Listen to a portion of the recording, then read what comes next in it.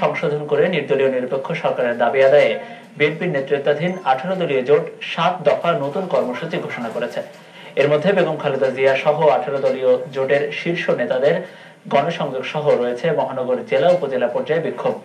রাজনীতিতে ইতিবাচক পরিবর্তন আনতে সচেতনভাবে হরতাল অবরোধের মতো কর্মসূচি বাদ দেওয়া হয়েছে বলে জানিয়েছেন বিএনপির ভারপ্রাপ্ত মহাসচিব মির্জা ফখরুল ইসলাম আলমগীর।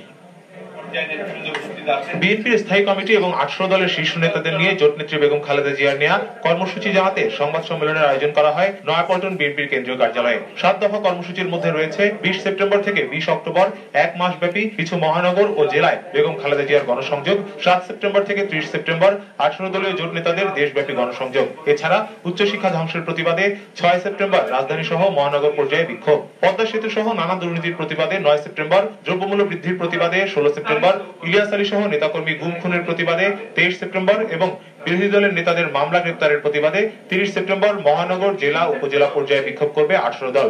আমরা রাজনীতিকে সত্যিকার অর্থেই একটা ইতিবাচক পরিণতির দিকে আনতে চাই এবং সেটা সচেতন ভাবে আনতে চাই। আমরা জনগণকে সম্পৃক্ত করতে চাই। লক্ষ্য আমাদের একটি, সে লক্ষ্য হচ্ছে নিরপেক্ষ নির্দলীয় তত্ত্বাবধায়ক সরকারের অধীনে জাতীয় সংসদের নির্বাচন অনুষ্ঠান সরকারকে করতে হবে সচেতন ভাবে। আমরা এমন কোন কর্মসূচি দিতে চাই না যে কর্মসূচি দেশের জনগণের জন্য সমস্যা তৈরি হয়। সাংবাদিকদের এক প্রশ্নের জবাবে মির্জা ফখরুল বলেন, নির্বাচনকালীন সরকারের ধরন নিয়ে নতুন করে আলোচনার কিছু নেই। নিরপেক্ষ সরকারের রূপরেখা ত্রয়োদশ সংশোধনীতে দেওয়াই আছে, সেটাই আমাদের মূল দাবি।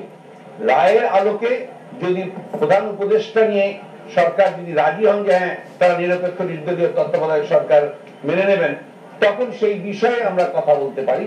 ঘোষিত কর্মসূচিগুলোকে ঢিলেঢালা মানতে নারাজ মির্জা ফখরুল। তিনি আরো জানান, এসব কর্মসূচি শেষে জোট নেতাদের সাথে আলোচনা করে পরবর্তী কর্মসূচি ঘোষণা করবেন বেগম খালেদা জিয়া।